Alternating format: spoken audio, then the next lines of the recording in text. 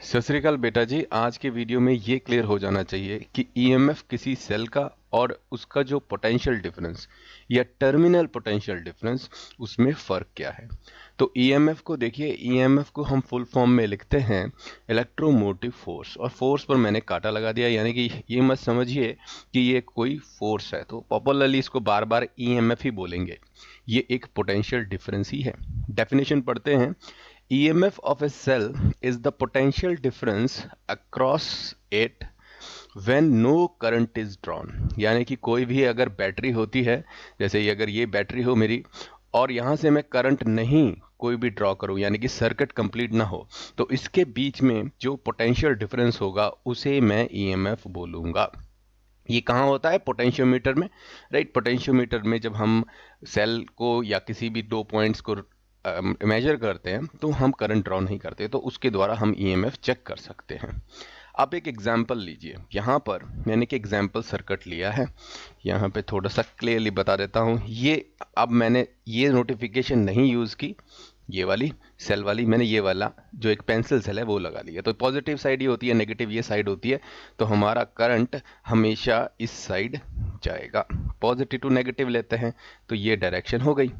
But हम हमेशा आज तक करंट में एक जगह करंट कभी नहीं दिखाया। क्या बता सकते हैं कहाँ पर?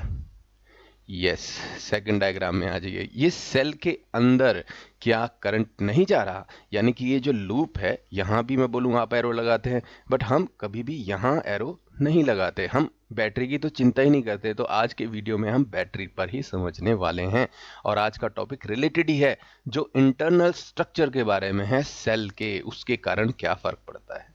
तो यानी कि ये देखिए सेकंड फिगर में यहाँ पर उसी तरह से करंट लगाया है, बट इस बार हमने यहाँ पर अंदर भी करंट दिखा दिया। इस करंट के कारण क्या होगा?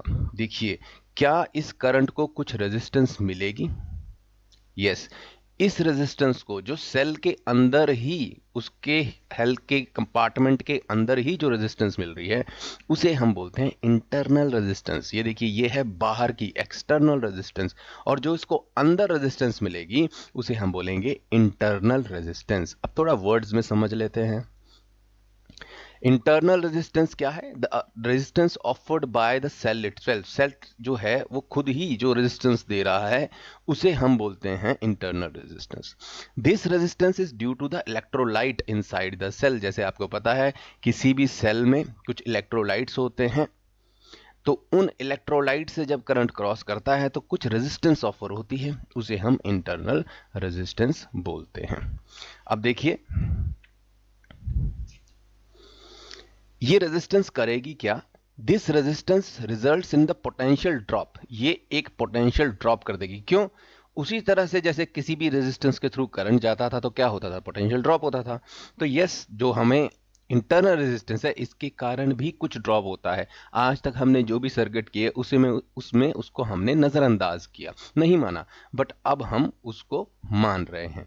इस ड्रॉप के कारण क्या होगा? The terminal voltage drops across the cell. तो जो पोटेंशियल डिफरेंस होगा वो ड्रॉप हो जाएगा, यानी कि कम हो जाएगा when the current is drawn. यानी कि जैसे ही आप करंट ड्रॉ करते हैं वो इंटरनल रेजिस्टेंस प्ले में आ जाती है, तो इसके कारण पोटेंशियल कुछ ड्रॉप हो जाता है। तो आपको टर्मिनल पे बची हुई जो वोल्टेज है वो ही मिलती है। याद रखिए, जो हमेशा ईएमएफ होगा वो पोटेंशियल से ज्यादा ही होगा। अब इसको डिनोट कैसे करते हैं? आर से, स्मॉल आर से सर्किट में। वैसे तो हम यहाँ इस तरह से फिगर लगा दें और फिर अंदर रेजिस्टेंस बना दें, बट अब इस जो हमारा जो फिगर है जिससे सिग्निफाई करते हैं, हम डिनोट करते हैं सेल को, तो या तो ऐसे साइड में लिख दें, देखिए यहाँ पे एक छोटा सा रेजिस्टेंस बना दें इंटरनल रेजिस्टेंस की जगह, ठीक है, या फिर हम इसको साथ में रख दें, तो ऐसे भी रख सकते हैं। कैसे पहचान में आएगा? जब किसी ने आर करके यहाँ लिखा होगा, इसका मतलब यार ये इसके अंदर की रेजिस्टेंस की बात कर रहे हैं। कैलकुलेशन के लिए इसको हमने, या दिखाने के लिए सर्किट में हमने इसको यहाँ सीरीज में लगा दिया है। अब देखिए, नेक्स्ट एग्जाम्पल से हमें सारी पिक्चर क्लियर हो जानी है। ये देखिए, यहाँ पर एक क्वेश्चन है। A battery of EMF 10 volt and internal resistance 3 ओम, उसकी 3 ओम जो है वो इंटरनल रेजिस्टेंस है। ईएमएफ दिया हुआ है, लाए होंगे पोटेंशियोमीटर से मेजर करके, जब करंट नहीं ड्रॉ किया तो 10 वोल्ट का आ रहा था। ये is connected to a resistor, वो एक रजिस्टर से कनेक्टेड है। The current in the circuit is half ampere. The terminal voltage of the battery, find the terminal voltage of the battery when the circuit is closed. ठीक है, तो इसको मैं दोबारा से आपके लिए कर देता हूं यहां पर सॉल्व। देखिए बहुत ही सिंपल है, पहले तो जो बताई गई हैं चीजें, एक रेजिस्टेंस हमारी कनेक्टेड है यहां पे इस तरह से, ये एक्सटर्नल है, और इंटरनल रेजिस्टेंस को देखिए मैं अंदर सेल के नहीं दिखा रहा, मैं यहां पर उसको बाहर दिखा दे रहा हूं, यहां पे छोटा सा, और यहां लगा दिया स्मॉल और इसकी वैल्यू भी दी गई है हमारे को क्वेश्चन में 3 ओम की, 3 ओम की ये इंटरनल रेजिस्टेंस है।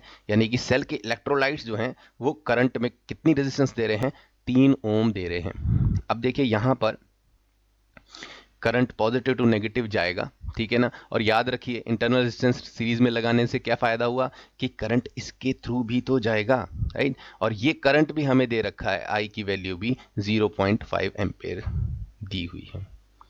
अब रेजिस्टेंस बाहर की को छोड़िए, इस छोटी रेजिस्टेंस के कारण कुछ ड्रॉप होगा, उसको गिन लेते हैं। यानी कि ये जो स्मॉल रेजिस्टेंस है, देखिए हो क्या रहा है, यहां पर ये सेल है और यहां पर इलेक्ट्रोलाइट्स हैं, करंट हमारा जा रहा है 0.5 एम्पेयर, और इस इलेक्ट्रोलाइट के कारण कुछ रेजिस्टेंस दी गई है, 3 ओम की रेजिस्टेंस प्रोवाइड हो रही है। अब इसको पिक्टोरियली कैसे लिख रहे हैं, इस तरह से लिख रहे हैं, और 3 ओम की रेजिस्टेंस है, हाफ करंट इसमें जा रहा है, हाफ एम्पेयर का। तो अब बताइए कि यहां पर पोटेंशियल ड्रॉप कितना होगा, अरे वही formula V is equal to I R, तो V कितना ड्रॉप होगा, I कितना है हाफ एम्पेयर इंटू 3 कितना हो जाएगा, ये हो जाएगा हमारा 1.5 वोल्ट। यानी कि इतना पोटेंशियल ड्रॉप तो बैटरी के कारण ही हो जाएगा। तो बैटरी आई कितने वोल्ट की थी, 10 वोल्ट की आई थी, है ना। What is the EMF, EMF की वैल्यू भी दी गई है हमें, ईएमएफ की वैल्यू दी गई थी 10 वोल्ट। वोल्टेज ड्रॉप कितना हो गया, ड्रॉप इंटरनली, अंदरूनी, इसके कारण ही इंटरनल रेजिस्टेंस के कारण कितना वोल्टेज ड्रॉप हो गया, हमने कैलकुलेट किया 1.5 वोल्ट। तो अवेलेबल कितना होगा, यानी कि सेल के बाहर जैसे ही करंट ड्रॉ करेंगे तो कितना अवेलेबल होगा, तो वो हम निकाल सकते हैं कितना, जिसको हम V से भी डिनोट कर देते हैं, या टर्मिनल पोटेंशियल डिफरेंस, सेम चीज है जो अभी तक V की तरह हम यूज कर रहे थे। टर्मिनल पोटेंशियल डिफरेंस कितना हो जाएगा, टीपीडी की तरह भी लिखते हैं इसको, 10 तो ईएमएफ था, उसमें से खा गया हमारा इंटरनल रेजिस्टेंस कितना, 1.5 वोल्ट खा गया, तो हमें 8.5 वोल्ट ही मिलेगी। यानी कि अगर आप इस सेल को लेके जाते हैं कहीं तो सर्किट में कितना यूज हो पाएगा, यानी कि इसके अक्रॉस कितना वोल्टेज आपको मिल पाएगा, अगर आप हाफ एम्पेयर का करंट खींचते हैं तो ओनली आपको जो मिलेगा वो 8.5 वोल्ट ही मिलेगा। So this is our potential difference terminal, दो पॉइंट्स के बीच में, और ईएमएफ क्या, यानी कि अगर कोई करंट ड्रॉ नहीं करेंगे तब ये यहां पर आपको कितना मिलेगा, 10 वोल्ट। ये किससे मिलेगा, पोटेंशियोमीटर से।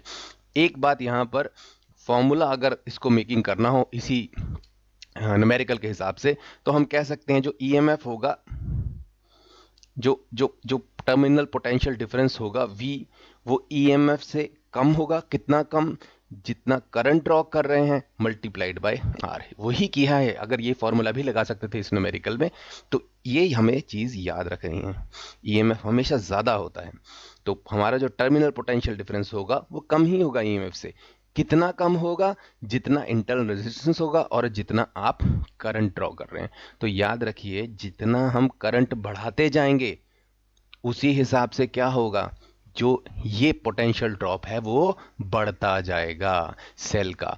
इसीलिए हीटिंग इफेक्ट भी हो जाएगा करंट का, और इसी कारण हम देखते हैं जब हम सेल को ज़्यादा यूज़ करेंगे, उससे ज़्यादा कनेक्शन कर देंगे, वो हीट अप होना शुरू हो जाता है, गर्म होना शुरू हो जाता है। That is all due to its internal resistance. Mobiles में भी देखते हैं इन चीज़ों को, डिवाइसेस में भी इन चीज़ों को हम ऑब्जर्व करते हैं। Thank you.